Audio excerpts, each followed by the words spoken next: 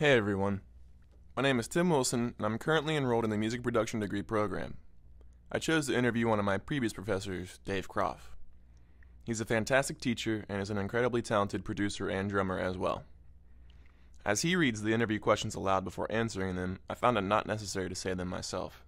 I hope you enjoy the interview. Check one. Here are the answers to the questions that you have sent me. So here goes. Question number 1. What do you see as the role of the visual arts in a mass-mediated visual world? Well, when I think visual arts, the thing that comes to mind, of course, for me, I don't necessarily think paintings or sculpture. When I think visual arts, I think of film. I think film is absolutely a visual arts medium. And the role of film in modern media goes to commercials and television and everything else, and I think it plays an important role in that. And music connected to it, film and music go directly hand in hand. So I think that that film would be one of my favorite visual arts, and the role that film has is. I don't know. It seems to be where trends get communicated. Again, and I'm thinking from film to commercials to television. It seems to be the visual way that trends, style, celebrity, fame, everything gets communicated through film. Next question. With new communications and media technology, imagery is almost instantly available cross-culturally. Do you believe that this has a positive or negative influence on the industry? Can you provide an example? Well, first of all, I don't think it's a negative thing. I think that again, tying music to a visual medium, I think that with the advent of cell phones and iPhones and iPads and everything, I think there's an unprecedented need for media and for film or for gaming production. I think there's an unprecedented need for that.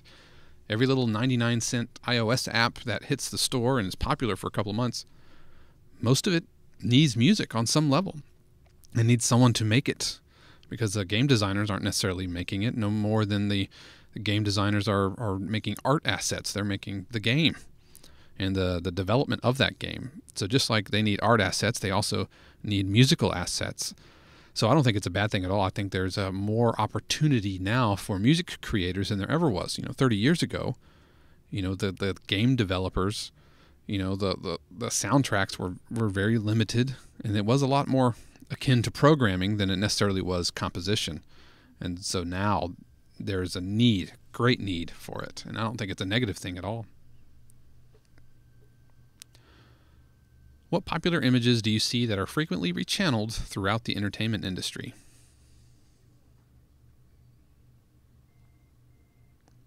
As far as popular images, I'm not sure I could think of any specific images as much as I could see styles.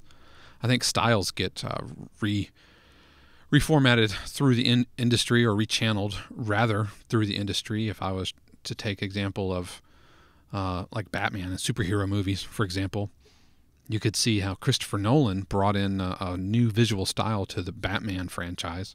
That was a departure from Tim Burton's view of the Batman franchise, which was a departure from the TV Adam West version of Batman. And I think that style has kind of permeated throughout superhero movies for sure.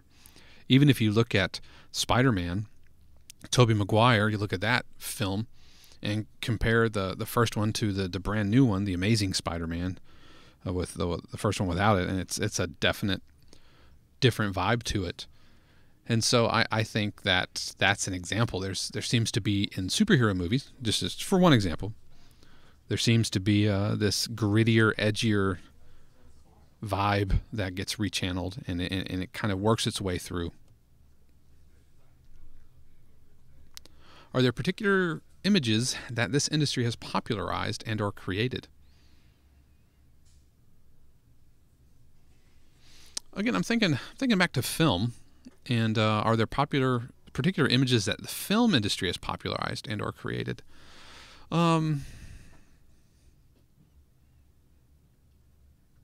let's tie it back to superheroes. I think right now, superheroes and the idea of the supernatural and the heroic, greater than normal, the not everyman, the individual special snowflake kind of dropped from an alien planet, or something catastrophic has happened and turned them into something spectacular beyond normal humanness.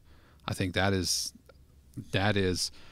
imagery that is really popularized and created. Of course, the roots of that was in the comic book industry, and so now it's permutating throughout the film industry, this idea of the superhero. Who is or are your favorite artists, and or what is your favorite style of art? Well, I think my favorite style of art would be film, and that has to do with my connection to music and the role that music and film play very, very, very close together. So as a film, to choose my favorite filmmaker, as a kid it would have easily been Steven Spielberg, but now I would say my current favorite director would be J.J. Abrams. I really like everything that he's done, everything from Cloverfield to the new Star Trek movie. He captures my imagination, the way that Spielberg did as a kid. And even though I'm older, and J.J. Abrams has a grittier style than Steven Spielberg did. Compare E.T. to Super 8, for example, and there's a gritty, real rawness to it. I still think that it captures, like I said, it captures the imagination. So that would be my choice for that. And number 5, how has my knowledge of art or art history influenced my creative process? Well, I think that all art is interconnected. I don't think that any one art form exists in a vacuum and isn't influenced by other art. If you look at opera and ballet, those are all visual mediums that share a very close relationship to music, for example. And even there are pieces that are composed that are based on poetry or paintings as well. And so I think they have always historically shared a commonality to it. And like I said, no art really exists in a vacuum. And I read there's a music history book created by or written by Roger Kamian. And what he does at the very beginning of each chapter, it's like a music appreciation book, but what he does at the beginning of each chapter is he kind of outlines the what's happening historically, like politically and government.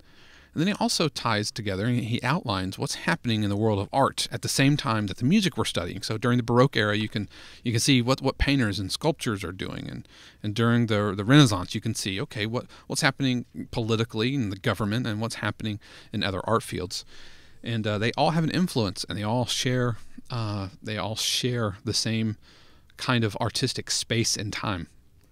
So I think understanding that and understanding who influenced your influences is vitally important, because when we create music, it is not without context, and so understanding the history of that context is vital and very important. All right, I hope these answers work out for you. Let me know if you need anything else, and best of luck.